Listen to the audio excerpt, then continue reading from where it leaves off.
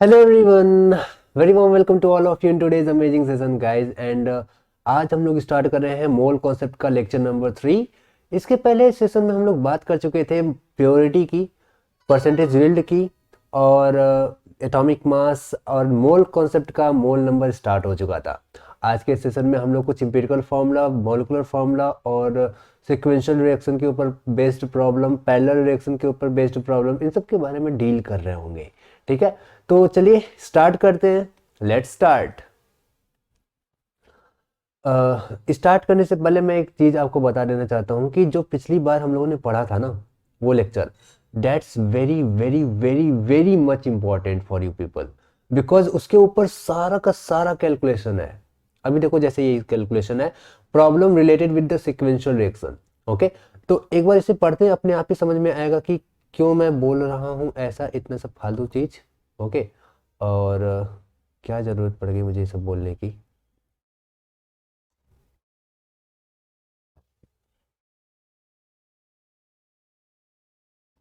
Done.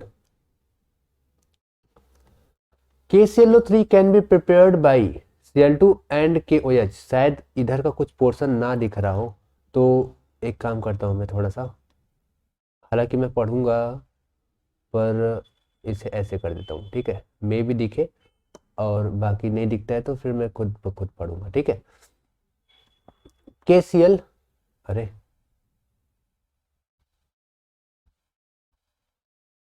KClO3 can be prepared by Cl2 and KOH by a series of reaction as given below। और series of reaction हमें कुछ दिया गया है ऐसा ऐसा। ठीक है, calculate the mass of Cl2 in the gram required, produce 1385 gram of KClO4। इतना दे रखा है, तो एक काम करते हैं ना, इसी KClO3 की हेल्प से हम, यानी इस रिएक्शन की सीरीज की हेल्प से कुछ इवेल्युएट करने की कोशिश करते हैं। ठीक है, चलिए सबसे पहले ना हम रिएक्शन को लिख लेते हैं। ठीक है, ज़्यादा बेनिफिशियल होगा मेरे लिए। हो, Cl2 मिला 2 मोल के OH के साथ। ठीक है, और क्या बना रहा है हमारा KClO। Okay, sorry, I am really sorry, यहाँ पे KClO है। ओके, ये KClO है। ओके, KClO और KCl और H2O बना रहा है। ठीक है, अच्छा, फिर 3 मोल ऑफ KCl जो है, इसे थोड़ा सा नीचे लिखता हूँ क्योंकि मुझे रिप्रेजेंटेशन भी करनी है।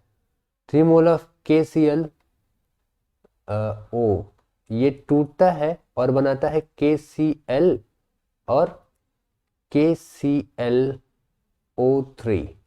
ओके, और सारे 2 KCl है क्या, चेक करो। ओके, सही था।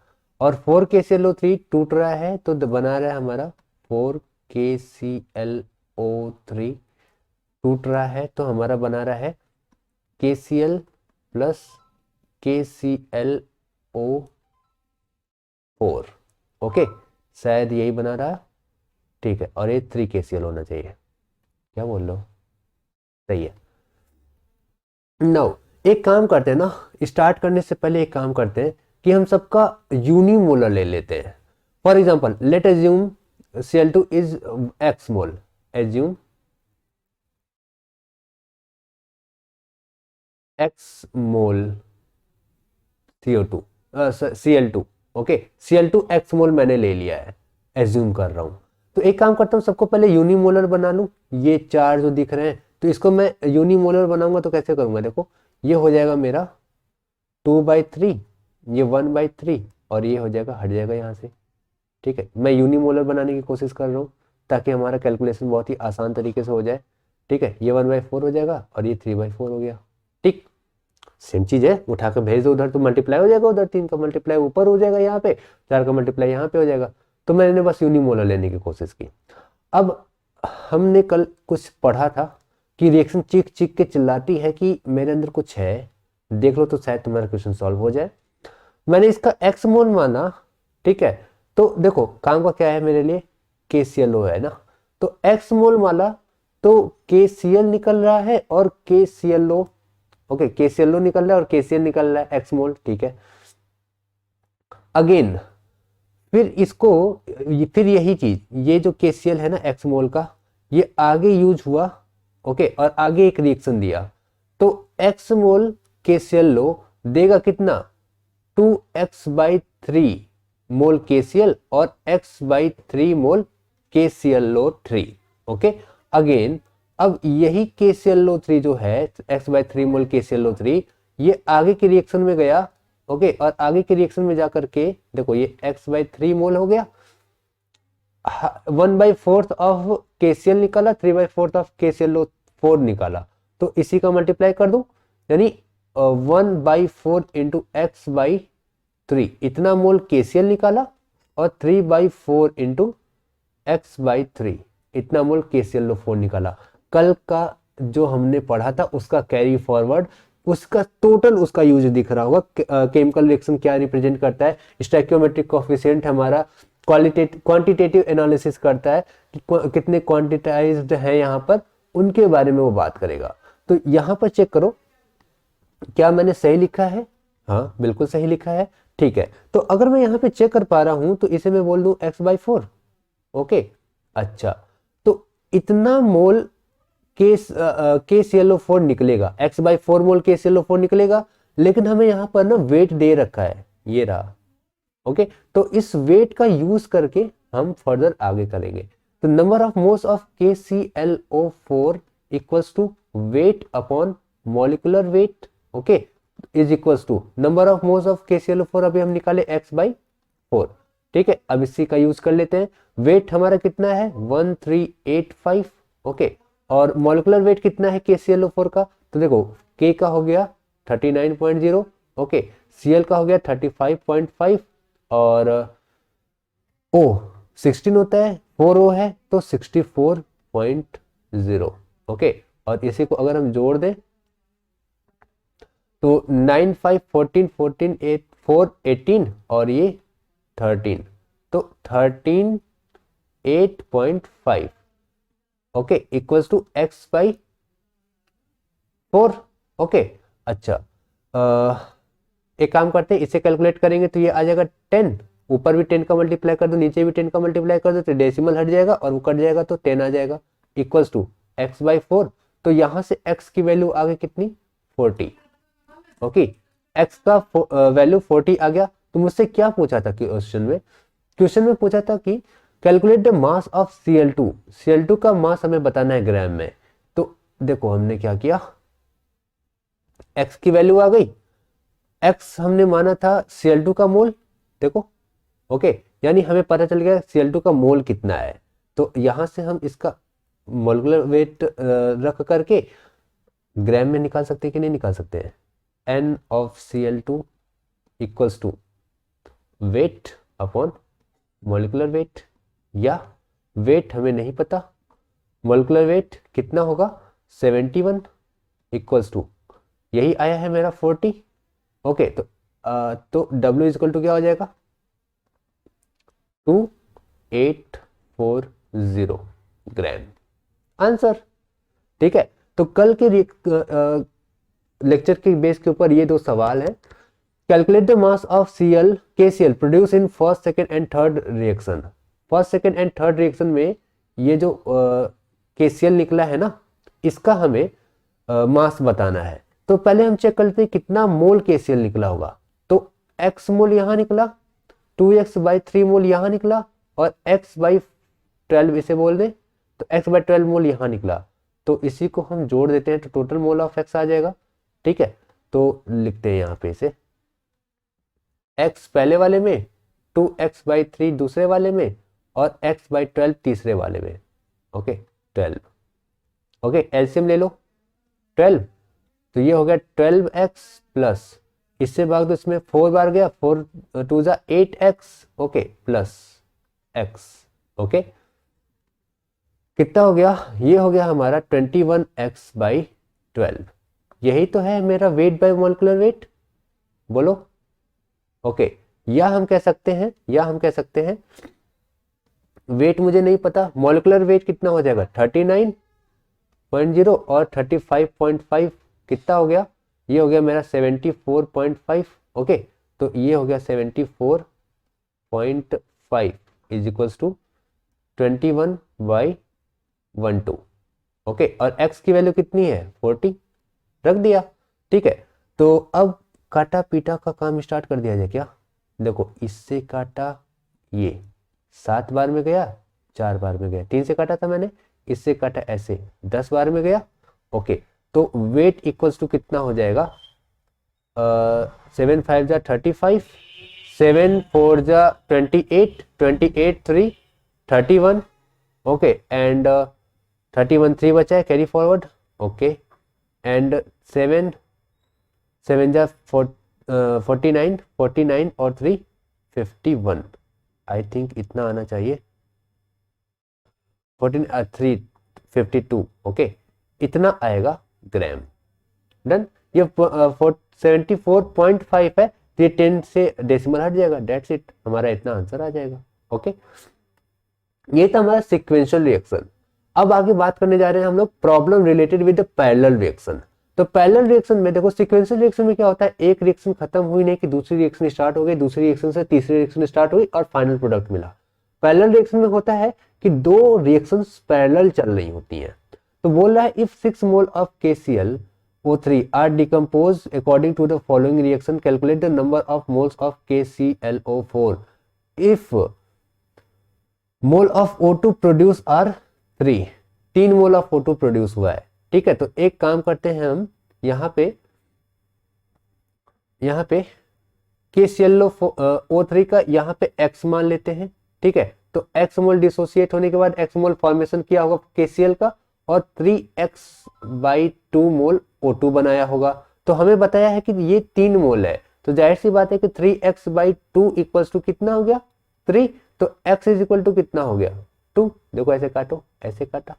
ठीक है, तो x इज इक्वल टू 2 आ गया।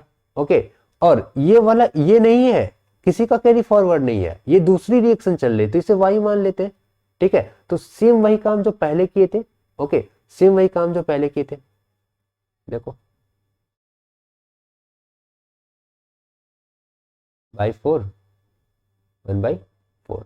ओके, और सेम वही काम जो हम लोगों ने पहले किया था, कर लिया।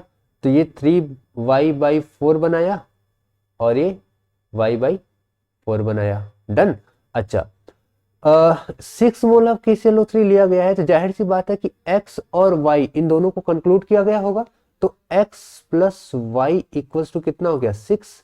तो y बराबर कितना हुआ, अगर x की वैल्यू 2 है तो y इक्वल टू 4 हो गया। बोलो, अब हमें x और y की वैल्यू आ चुकी है। मुझसे क्या पूछा है, calculate the mole of KClO4। KClO4 कितना मोल निकला है, 3y/4 मोल ही तो निकला KClO4। तो ये हो गया हमारा 3/4 मल्टीप्लाई बाई 4, कट गया, ये आ गया 3 मोल क्या KClO4 आंसर। दैट्स इट, बात खत्म। तो चीजें बहुत आसान है, बहुत ही आसानी से खेला जा सकता है, बट खेलने वाला होना चाहिए। ठीक है, फर्दर आगे के एप्लीकेशंस के ऊपर बात करते हैं। आगे का एप्लीकेशन है principle of atom conservation. Okay, principle of atom conservation.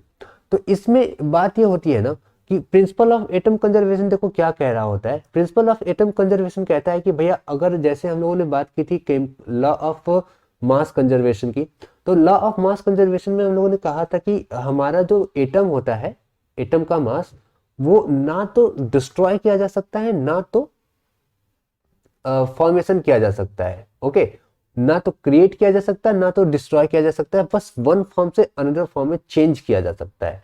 इसका मतलब क्या हुआ, इसका मतलब ये हुआ कि हमारा जो एटम है वो कंजर्व्ड है। ओके, एटम मेरा कंजर्व्ड है। अगर एटम कंजर्व्ड है तो एटम की मात्रा भी तो कंजर्व होगी ना। बोलो, तो एटम कंजर्व है तो number of moles of atom भी कंजर्व्ड होगा। एक बात हमेशा हमेशा हमेशा याद रखना, जब भी केमिस्ट्री में कुछ भी गेम खेलो, बात मोल्स की होनी चाहिए। ठीक है, तो क्या बोला मैंने, अगर एटम कंजर्व्ड है तो number of moles of atom भी कंजर्व्ड होगा। ठीक है, तो ये भी कंजर्व्ड होगा।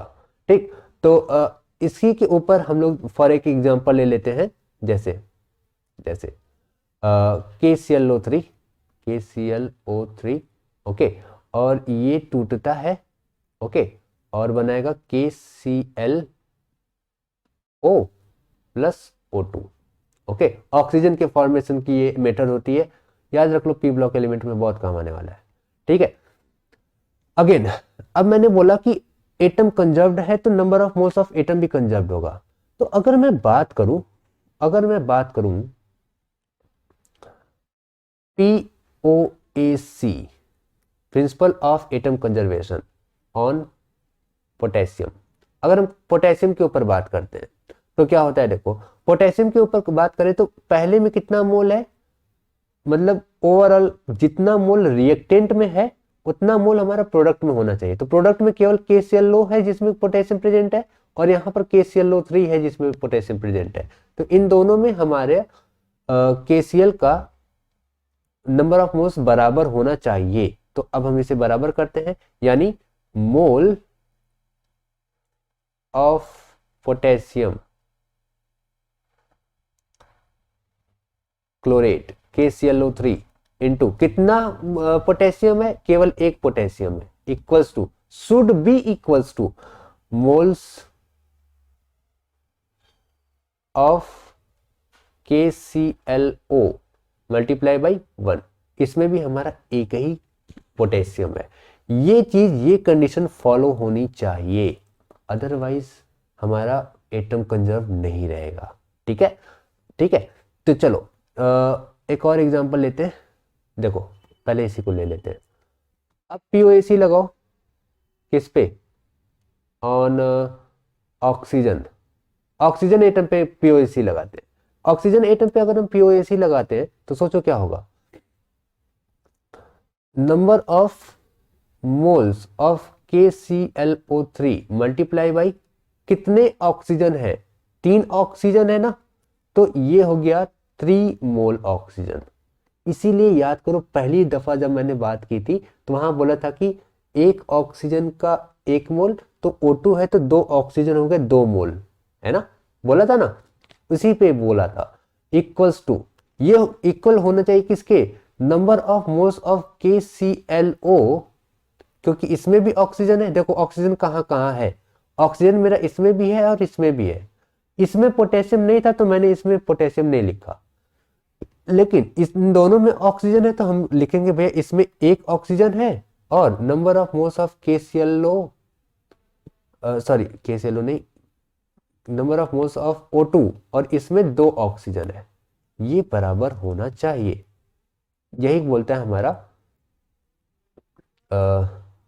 POAC का कॉन्सेप्ट, ठीक है, ये हमारा POAC का कॉन्सेप्ट कहता है। तो इन सब चीजों को, मतलब कुल मिलाकर के किसी एक एटम को पकड़ लो, उस एटम के से रिलेटेड वो एटम जितना है उसका मल्टीप्लाई उसके नंबर ऑफ मोल्स में, उतना रिएक्टेंट का हुआ, should be equal to into the product, product में जहां जहां पर वो एटम है उन सब पे वो थ्योरम लगाओ, दैट्स इट, तुम्हारा आंसर आ गया। फॉर एग्जांपल एक इक्वेशन ले लेते हैं, ओके, क्वेश्चन कह रहा है all carbon atom are present in KH3C2O4 twice into 2H2O weighing 244 gram is converted to CO2, how many gram of CO2 were obtained, कितने ग्राम ऑफ CO2 ऑब्टेन्ड होंगे। तो कोई जरूरत नहीं है आपको केमिकल रिएक्शन लिखने की, सिंपली बस बात यह है कि हमें इतना पता है कि हमें वेट दे रखा है किसका, KH3C2O4 twice into 2H2O, okay, और ये दे रखा है 254, ओके। तो अब हम सीधे सीधे यहां से क्या करेंगे, POAC लगा देंगे, ओके, POAC ऑन कार्बन, क्योंकि कि हमें कार्बन डाइऑक्साइड का वेट चाहिए, ठीक है। तो हम कार्बन पे लगा दे तो इसमें भी कार्बन है, कार्बन डाइऑक्साइड में भी कार्बन है, हमें वेट मिल जाएगा, ठीक है। तो जाहिर सी बात है कि ये कंपाउंड कन्वर्ट हो रहा है कार्बन डाइऑक्साइड में, तो जाहिर सी बात है यहां पर कितने कार्बन एटम है, 2 ये 4 कार्बन एटम है, और number of moles of KH3C2O4 into 2H2O, okay, equals to, should be equals to, कितने कार्बन डाइऑक्साइड में 1 है, ओके, और number of moles of CO2, okay चलो इसे अब सॉल्व करते हैं। 4 मल्टीप्लाई बाई वेट 244, सही से लिख दे 244। ओके मॉलिक्यूलर वेट कितना हुआ, आओ कैलकुलेट करें। KH3C2O4 इंटू 2H2O, और ये ट्वाइस था ना। ओके तो पोटेशियम का हो गया 39, ओके और हाइड्रोजन का 3, ऑक्सीजन इतने का, देखो कार्बन 4 है यहाँ पे तो 48, ऑक्सीजन 8 है यहाँ पे, 4 टू 8 तो ये हो गया 128। ओके और देखो वाटर का मॉलिक्यूलर वेट होता है 18, 2 वाटर मॉलिक्यूलर है तो ये हो गया 36। अब सबको जोड़ दो, तो ये तो पॉइंट लगाने की तो कोई जरूरत ही नहीं थी, क्लोरीन क्लोरीन है ही नहीं यहाँ पे। ठीक है जोड़ देते हैं 12 20 ओके 28 और 34, 4 आ गया, 5 हाथ में लगा, 7 और 9 9 3 12 12 5 34 था ना, तो 5 कहाँ से हाथ में लगा, 3 लगा, 12 3 15 और 1 1 2 254 इसका भी आया, तो ये आ गया 254 is equals to 1 into number of moles weight upon molecular weight 44। ठीक है अब हम काट देते हैं यहाँ से। ठीक है तो यहाँ से आया मेरा वेट इक्वल्स टू 4 इंटू 44, ये हो गया 176 ग्राम। आंसर समझ गए, इतना आसान है। ठीक है खैर अभी आगे चलते हैं। कुछ जरूरी बात, जैसे इंपेरिकल फार्मूला और मॉलिक्यूलर फार्मूला लिखना। ठीक है इंपेरिकल फार्मूला और मॉलिक्यूलर फार्मूला क्या बताते हैं, स्ट्रक्चर, एक संरचना देते हैं हमें किसी भी कंपाउंड के बारे में बताने के लिए। मॉलिक्यूलर फार्मूला डिटेल्ड एनालिसिस होता है, एक्चुअल अमाउंट होता है, और इंपेरिकल फार्मूला क्या कहता है कि वो केवल रेशियो बताता है कि कितने एटम कितने रेशियो में प्रेजेंट है।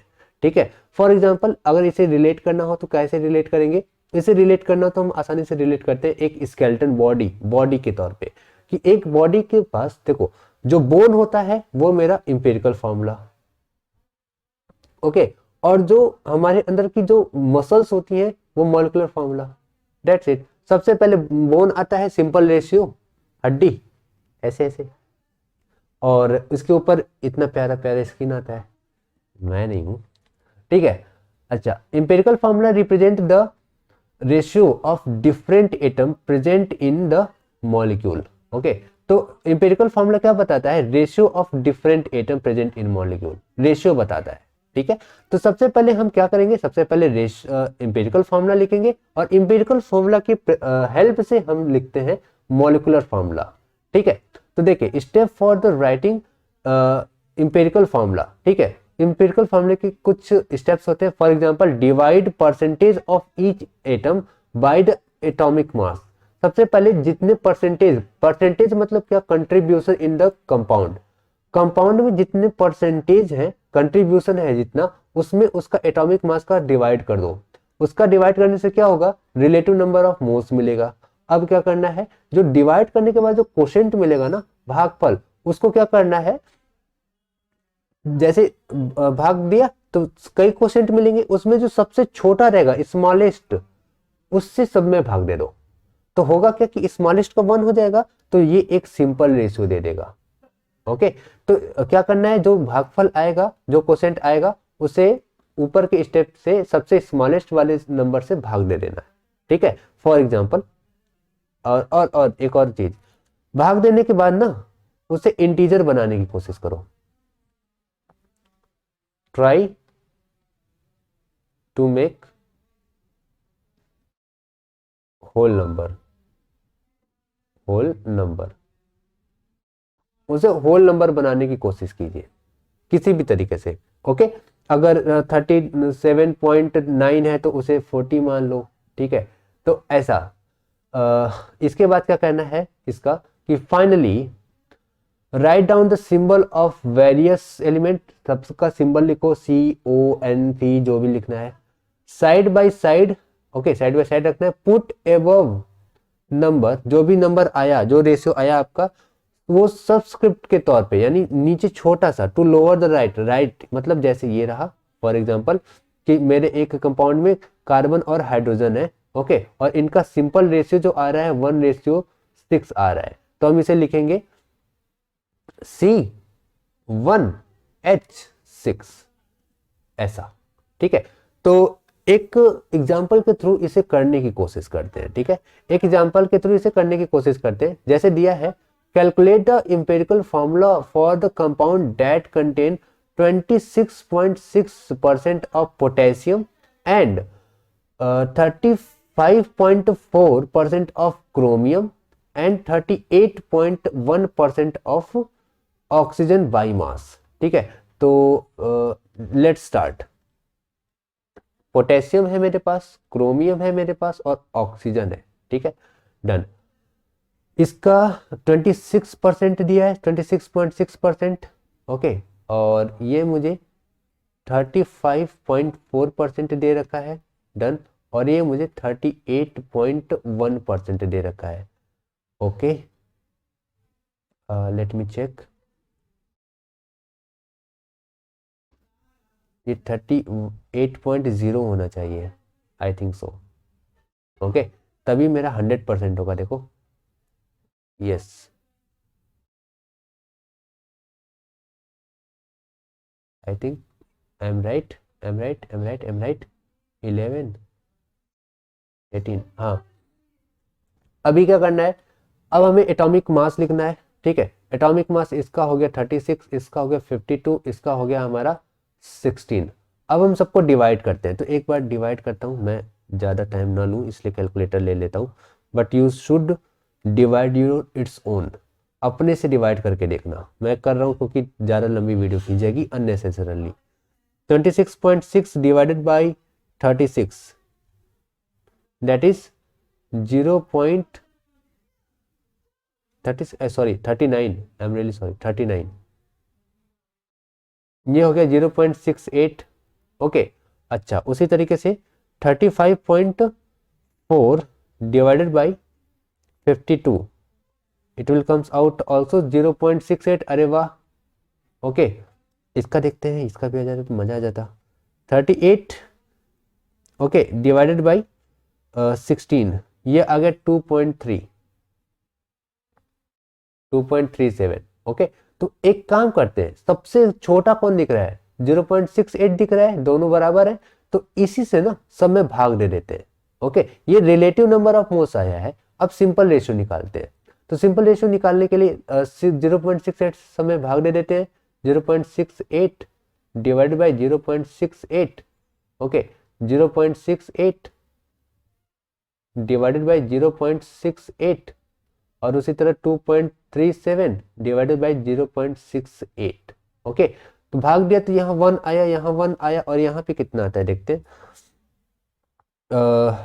2.37 divided by 0.68, it will comes out 3.48, okay.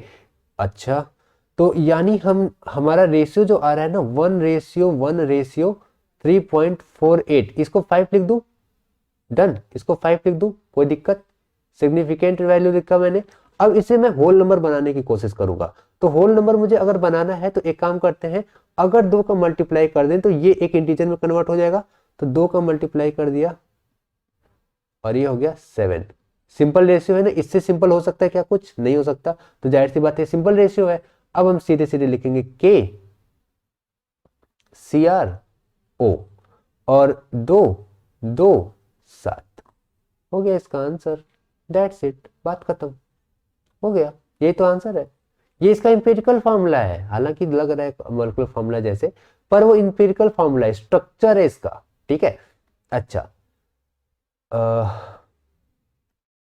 आगे चलते हैं। अब मॉलिक्यूलर फॉर्मूला निकालने के लिए हमें किसी चीज की जरूरत पड़ेगी, और वो है वेपर डेंसिटी। वेपर डेंसिटी की जरूरत कैसे पड़ेगी देखते हैं, ओके। तो वेपर डेंसिटी की जरूरत ऐसे पड़ेगी, देखो डेंसिटी, वेपर डेंसिटी क्या होती है, ये रिलेटिव डेंसिटी होती है, ओके। प्योर डेंसिटी नहीं होती, ये रिस्पेक्ट में किसी की निकाली जाती है। ओके, तो सो density of a gas, okay, given at temperature और pressure related to or in respect of density of H2 at same temperature। Okay, अगर मान लो किसी गैस की डेंसिटी D दे दी गई है, D ऑफ गैस दे दिया गया है, ओके, इसे हम रो मान लेते हैं। अगर रो दे दिया गया है तो हम क्या करेंगे, उसका वेपर डेंसिटी कैसे निकालेंगे, तो वेपर डेंसिटी होता है रिस्पेक्टिव डेंसिटी, ओके, रिस्पेक्ट में निकाला जाता है। ओके, तो इसकी density with respect to hydrogen gas की डेंसिटी, तो हाइड्रोजन गैस की डेंसिटी जो होती है ना H2 की, वो होती है 2। तो हम इसे बोलते हैं कि vapour density equals to mass of molecular mass of gas, okay, divided by 2, molecular mass of gas divided by 2। Done, इतना डन है। तो अब यहां से हम आगे कैलकुलेट करते हैं, ठीक है। अच्छा, ये क्यों हुआ, ये वाला, ये इतना बेकार का चीज क्यों है, मॉलिक्यूलर मास कहां से आ गया, ऊपर तो हम डेंसिटी की बात कर रहे थे, है ना। तो डेंसिटी की बात ऐसे कर रहे थे, देखो डेंसिटी क्या होती है, rho equals to mass upon volume.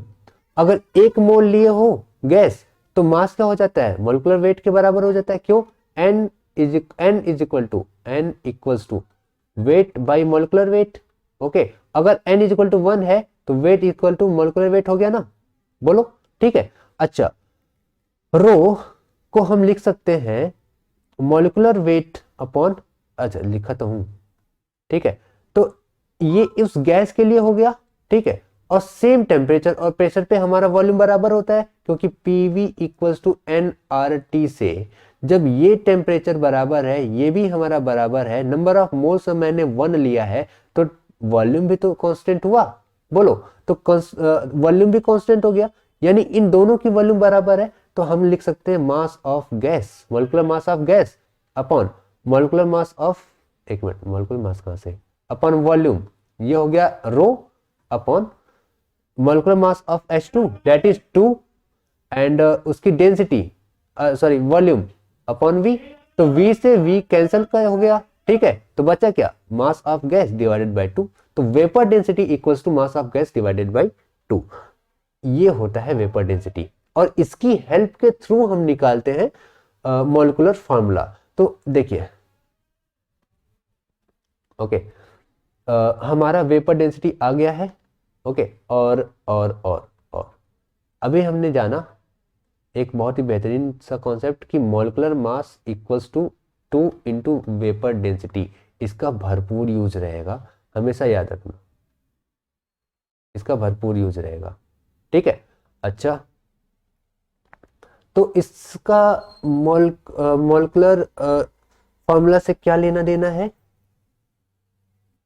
तो इसका मॉलिक्यूलर फॉर्मूला से लेना देना ये होता है ना कि जो मॉलिक्यूलर फॉर्मूला होता है, मॉलिक्यूलर फॉर्मूला,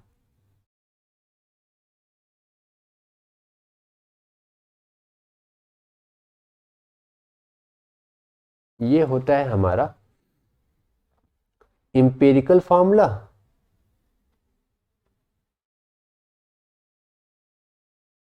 बहुत उधर लिख दिया मैंने,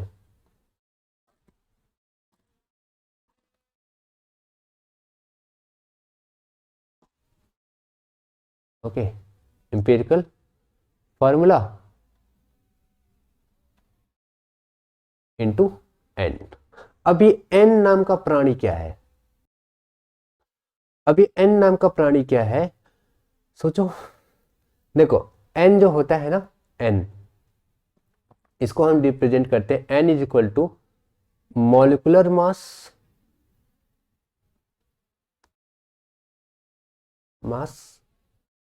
अपॉन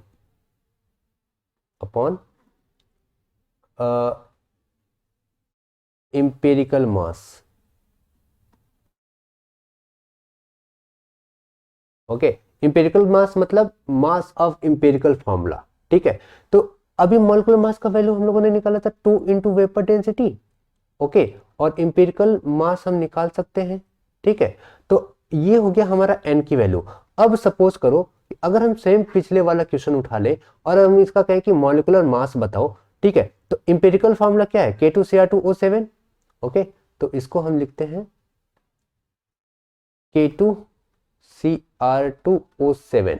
ओके, अच्छा मॉलिक्यूलर फार्मूला लिखना है हमें, तो सबसे पहले हमें n की वैल्यू निकालनी होगी। तो मॉलिक्यूलर फार्मूला मॉलिक्यूलर मास क्या हो जाएगा, 2 इंटू, एंड वेपर डेंसिटी मान लो मैं कहता हूं कि वेपर डेंसिटी इसकी दे दी गई, वेपर डेंसिटी दैट इज 147।